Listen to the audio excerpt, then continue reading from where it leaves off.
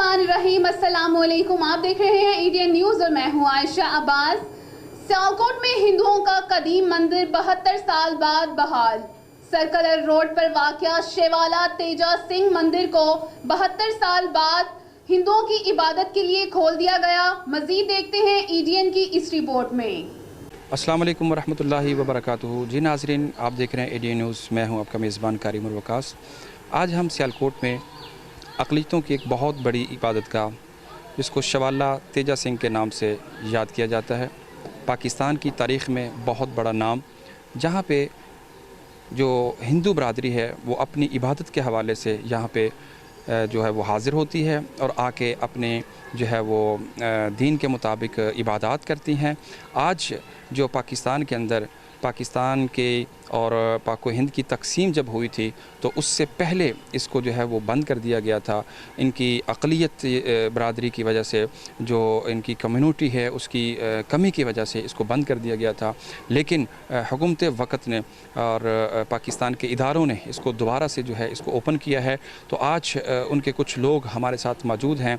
आइए उनसे बात करते हैं कि वो इसकी तारीख़ के हवाले से और पाकिस्तान के हवाले से, पाकिस्तान की आवाम के हवाले से, पाकिस्तान के इदारों के हवाले से वो क्या मौक़िफ़ रखते हैं, पाकिस्तान के बारे में वो क्या कहना चाहेंगे। आइए उनके जो ख़यालात हैं, उनका जो पैगाम है, उनकी ज़ुबानी जो है वो सुनते हैं। अस्सलाम वालेकुम। पंडित हरबंस लाल जी, आप हमें अपने इस जो है वो मंदिर के बारे में बताइए। इसकी तारीख़ जो है, आप इसके बारे में क्या हमारे नाज़रीन को बताना पसंद करेंगे? सर, इसकी तारीख़ जो है ना, राजा सल के दौर से चलती है और उसके बाद राजा रणजीत सिंह का एक दौर आता है। उसमें तेजा सिंह जी को ये ड्यूटी दी जाती है कि आप इस भव्य मंदिर जिसका नाम है शिवाला, इसका आप निर्माण करें, इसकी तामीर करें। जब तेजा सिंह को हुक्म मिलता है तब किला तो बन चुका है, पहले वाला सियालकोट वाला जो किला है वो बन चुका है। उसके बाद जो है ना इसकी तामीर होती है। ये पार्टीशन से काफ़ी पहले, तकरीबन एक सदी का वाक़या कह लें कि एक सदी पहले ये जो शिवाला है ना, इसकी बिल्डिंग तैयार हुई, इसमें यात्री आने जाने शुरू हुए, उसके बाद इसमें पूजा पाठ वगैरह जो चलता रहा। ये सारी बातें पार्टीशन के पहले की हैं। जब पार्टीशन हो जाता है तो कुछ जो फैमिली यहाँ से वहाँ, वहाँ से यहाँ माइग्रेट करके चले जाते हैं। सियालकोट में हिंदू बहुत कम रह जाते हैं, जिनकी तादाद अगर कह सके ना तो ये संभाले नहीं संभलता। इतना बड़ा मंदिर था, अब तो ये आबादी है साथ में, तब इतना बहुत बड़ी इमारत और बहुत बड़ी जगह थी। तो तकरीबन 30-40 या 50-60 फैमिलियों ने क्या करना था, इसलिए ये बंद हो गया। आहिस्ता आहिस्ता इसकी खस्ता हालत होती गई। जब ये बंद हुआ तो आप अपनी इबादत के हवाले से कितने परेशान हुए और फिर कहाँ जाके आप अपने जो है वो इबादत करते रहे? हम 47 के बाद घरों तक महदूद रह गए थे ना, तो आहिस्ता आहिस्ता वो डेवलपमेंट होती गई, हमारी फैमिलीज़ बढ़ते गए। इसी तरह है ना कि बढ़ते हैं वक्त के साथ आबादी। तो अब तकरीबन 150 के करीब हैं फैमिलीज़ इनसाइड सिटी, और आउटसाइड में तकरीबन इतने ही लोग होंगे, बल्कि हैं। तो मुझे सबसे बड़ी बात है कि मुझे खिदमत का मौका मिला है। मेरे अबौजदाद थे, वो भी पंडित थे, मैं भी हूँ, और इनसाइड सिटी जो है ना उसकी सारी की नुमाइंदगी मैं करता हूँ। और इसके बाद ये जो इस टाइम जो मौका मिला है, अभी पाकिस्तान ने आपके लिए इसको जो है इबादत के लिए ओपन कर दिया है जी। तो आप अपनी जो बरादरी है, अपनी जो आपकी कह लें कम्युनिटी है, उसके अंदर क्या खुशी के असरात जो है वो महसूस कर रहे हैं, और इस मौका पर इसका क्रेडिट जो है वो आप किसको देना चाहेंगे? सर, खुशी तो इतनी है कि हम फूले नहीं समा रहे। तो इतना बड़ा मंदिर, और देखें, एक मैं हिस्ट्री बताता हूँ आपको कि आप बोलते हो बाबा आदम और माई हवा, और हम बोलते हैं शिव और पार्वती। मीनिंग्स ये हैं कि शिव और पार्वती के मंदिर को स्वीकृति देना, इजाज़त देना, ये है कि आपने बाबा आदम को ये स्वीकृति दे दी है, इजाज़त दे दी है कि उनकी पूजा यहाँ पर हो। हमारे लिए इतना खुशी का मकाम है कि हम इसको लफ्ज़ों में बयान नहीं कर सकते। तो हमारी तमाम संगत जो है ना बहुत खुश है, और आइंदा जो सिलसिला चलेगा पूजा का और पूजा पाठ का, इसका क्रेडिट जो है हुकूमत पाकिस्तान को है कि हम 2005 से ये कोशिश कर रहे थे कि ये मंदिर किसी तरह से खुल जाए। तो आहिस्ता आहिस्ता ये मेरे सुरिंदर भाई हैं, ये तो लगे रहे थे। मैं तो इस पर थोड़ा काम किया है, मैं तो इसके साथ ही था, लेकिन इसने इतनी हिम्मत की है कि 2005 से लेकर आज 2019 है। तो इसको सारे का सारा अगर फैमिलीज़ में क्रेडिट है ना, तो मैं सुरिंदर भाई को देता हूँ। और उसके बाद जो हुकूमत पाकिस्तान है, ये बार बार हमारी सुनती रही है। ये नहीं हम कह सकते कि उन्होंने सुना नहीं है। हमारी आवाज़ सुनी गई, लेकिन फिर दब गई, फिर सुनी गई, फिर दब गई। अब ऐसा वक्त आया है, अल्लाह की ज़ात हमारे मुल्क को सलामत रखे और इनके लीडरों को, फ़ौज पाकिस्तान को और जो भी अदारे हैं इनको सलामत रखे और इसी तरह ये सिलसिला चलता रहे। तो मेरे ख़्याल से एक और बात कर दूं कि हिंदू, मुस्लिम, सिख और ईसाई कहते हैं ना कि एक फूल की खुशबू सिर्फ एक फूल की होगी। अगर ये चारों मिल जाएं तो ये एक गुलदस्ता बनेगा। जब गुलदस्ता बनेगा तो उसकी कुछ खुशबू, उसकी सुगंध कुछ और होगी, ऐसी महक होगी कि वो कह सकते हैं कि चारों तरफ ये जो ना रोशनी हमें नज़र आएगी, खुशबू नज़र आएगी। पंडित एज ए इनके रहबर अपनी कौम के नाम, अपनी बरादरी के नाम और पाकिस्तानी जो अवाम है, मुस्लिम कम्युनिटी, उनके नाम क्या पैगाम देना चाहेंगे? मैं तो यही कहूँगा कि हम तो इकट्ठे हैं और ये जो हमारे साथ के हैं ना मोहल्ले वाले, ये जो मोहल्ले वाले हैं या शहर वाले हैं, ये भी इसी तरह हमसे तावन करते रहेंगे। बल्कि इन्होंने तावन, बहुत भरपूर तावन किया है। ये नहीं कोई कह सकता कि इन्होंने हमें ये किया वो किया, ये इन्होंने भरपूर तावन किया और यहाँ तक हम आज हम यहाँ तक पहुँचे हैं। ठीक हो गया, इनका शुक्रिया अदा करते हैं हम मालदारों का। जी आपका गुड नेम? सुरेंद्र कुमार। आपके पंडित साहब आपके हवाले से बड़ी तारीफ़ कर रहे थे कि 2005 से लेकर 2019 तक आपने बड़ी कोशिश और कावश की। इस कोशिश के दौरान आपने पाकिस्तान की आवाम को और पाकिस्तान के इदारों को अपने हक़ में कैसा पाया? बहुत ही अच्छा पाया। अगर वो तावन ना करते तो आज यहाँ तक ना नौबत पहुँचती। उन्होंने तावन किया है। क्या कहते हैं कि देर आए दुरुस्त आए, सब्र का फल हमेशा ही मीठा होता है। वो होता तो वही है जो मंजूर खुदा होता है। तो खुदा की मर्ज़ी थी कि आज के दिन 2019 को 1 जनवरी को इधर का जो संग बुनियाद है वो रखा जाए।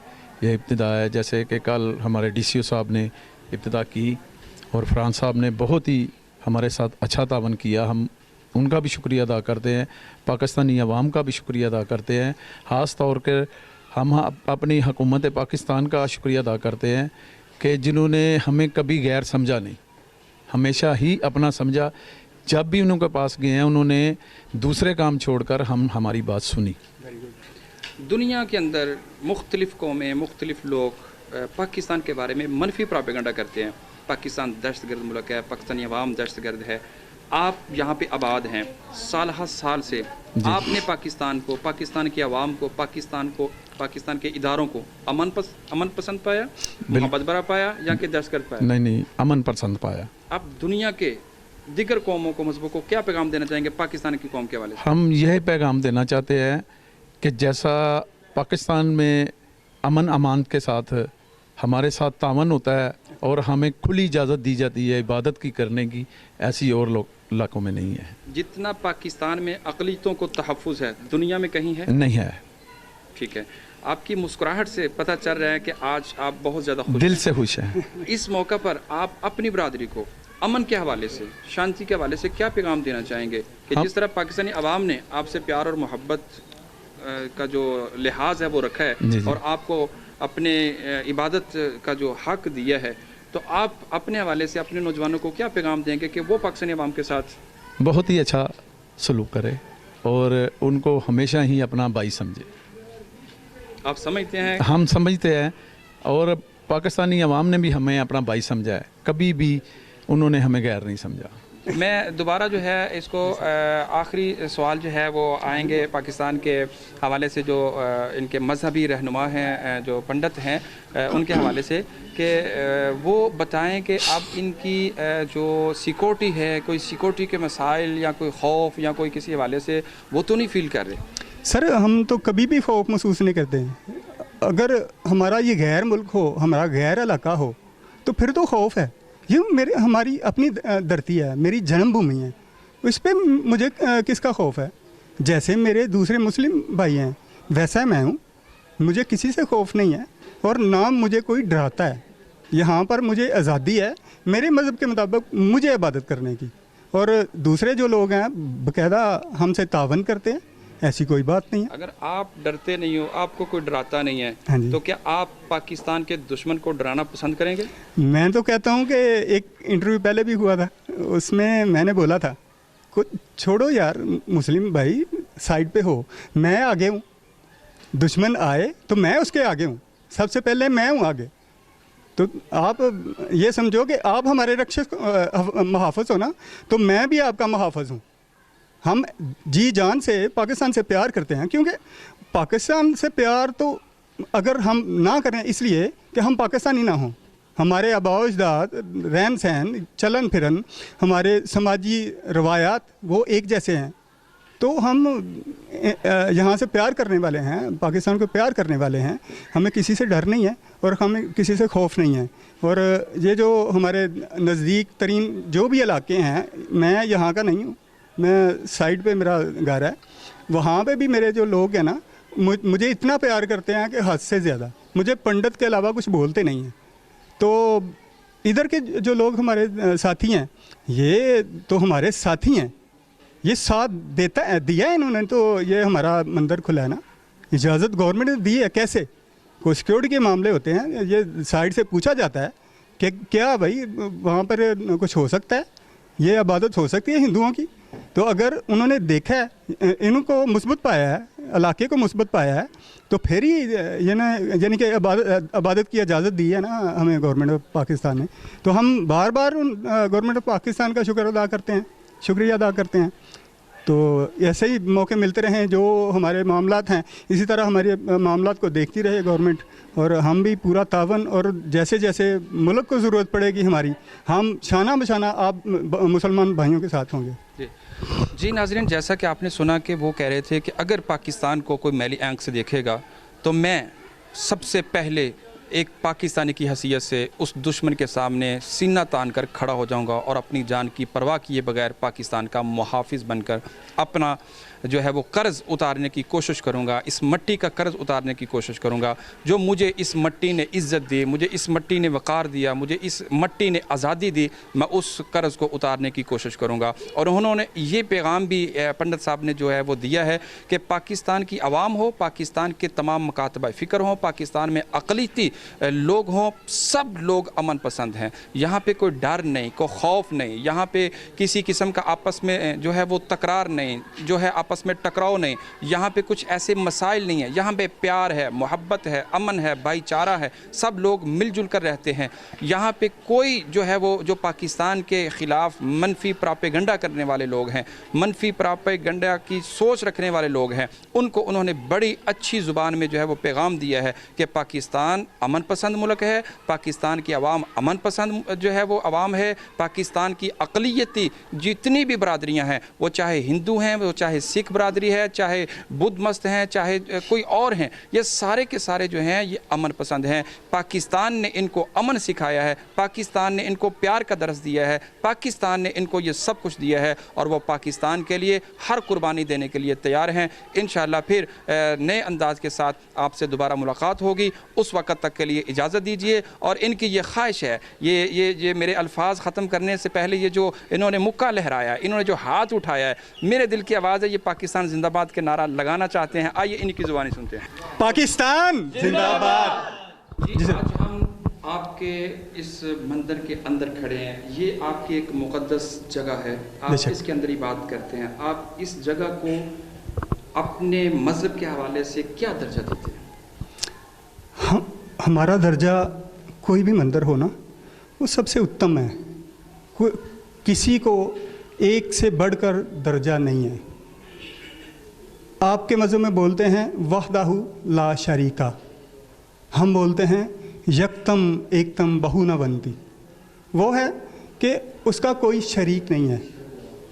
यकतम एकतम बहु न बनती यानी कि वो एक है, एक ही है, नहीं कोई दूसरा, नहीं कोई दूसरा। ये तो मानने के रास्ते हैं। अगर देखें ना कि एक औलाद चली हज़रत मोहम्मद साहब से, उसके बाद औलिया इकराम आए, औलिया इकराम के बाद आदम से चलती चलती हज़रत मोहम्मद पे आए नबी।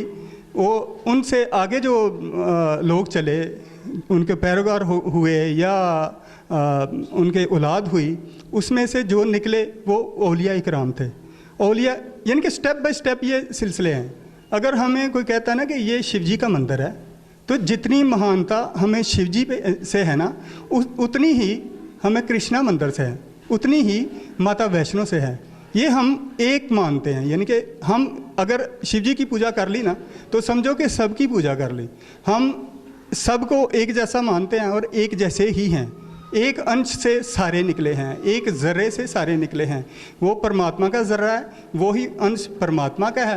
वो हम में भी है, किसी देवी देवता में भी है और किसी वो महान पुरुष में भी है। आपने एक बड़ी प्यारी बात कही है। आपने कहा कि पैदा करने वाला एक है, उसका कोई शरीक नहीं है। शरीक नहीं है, वो वहदहु ला शरीक है। बेशक। क्या आप इस मज़हब पर, इस बात पर, इस अक़ीदे पर मजबूत हैं? मैं मजबूत हूँ। मैं इतना, मेरा दृढ़ विश्वास है, ऐसे है, दृढ़ कहते हैं, मजबूती इतनी है कि मैं कह सकता हूँ कि मैं हिंदू हूँ। दूसरा तो नहीं कोई कह सकता। मैं कह सकता हूँ कि मैं हिंदू हूँ। मेरी बुनियाद परमात्मा से है, यानी कि परमात्मा के जो अवतार आए उनमें से जो निकला, जो प्रजा पैदा हुई, प्रजा में से, उस प्रजा में से मैं हूँ। यानी कि हमें कहते हैं कि जो आत्मा है हमारे अंदर बोलती है, वो परमात्मा का अंश है। यानी कि वो अल्लाह का एक ज़र्रा है, वो अल्लाह की एक ताकत है जो आपको चलाए फिरती है, इंसान बनाती है, बोलती है, खाते पीते हैं, हम सब कुछ करते हैं। सर, हम शुक्रिया अदा करते हैं एडीएन न्यूज़ का और तहे दिल से मशकूर हैं कि हमें इतनी कवरेज, इतनी बड़ी कवरेज एडीएन न्यूज़ ने दी। तो हम इतने के शुक्रगुजार हैं कि हमारे तमाम भाई जो हैं, हमारी बरादरी है जो है, हिंदू बरादरी जो है, और तमाम अक़लियत, हम इनका शुक्रिया अदा करते हैं कि दुनिया में, पूरी दुनिया में इन्होंने हमें इंट्रोड्यूस करवाया और हमारी आवाज़ को उठाया। हम आपके इतने शुक्रगुजार हैं कि हम बयान नहीं कर सकते। जी नाज़रीन, जैसा कि आपने सुना कि वो कह रहे थे कि एडीएन न्यूज़ का शुक्रिया, लेकिन इंशाल्लाह हम तो बिला तफरीक, बिला रंग व नस्ल जो है वो ये आवाज़ हर पाकिस्तानी की जो है वो पूरी दुनिया तक पहुँचाते रहेंगे बिला तफरीक। इसके अंदर इंशाल्लाह कोई जो है वो फ़र्क और तफरीक वाला मामला नहीं होगा। अल्लाह ताला जो है वो हम सब का हामी व नासिर हो। अल्लाह हाफिज़।